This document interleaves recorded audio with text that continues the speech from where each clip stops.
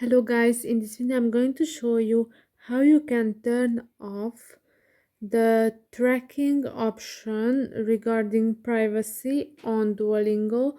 But first I wanted to tell you that don't forget to subscribe, because at 10,000 subscribers I'm going to show you my YouTube revenue statistics and my growth strategy, how you can make money online. So first open the Duolingo app.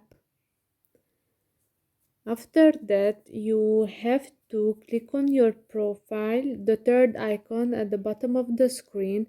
After that, click on the settings at the top right corner. Scroll down and you can see at the privacy section the tracking and personalization for advertising option.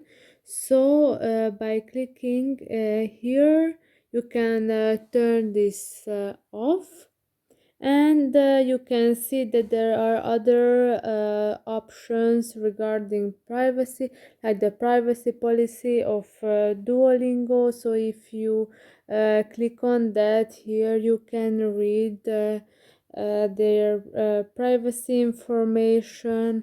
After that, the terms.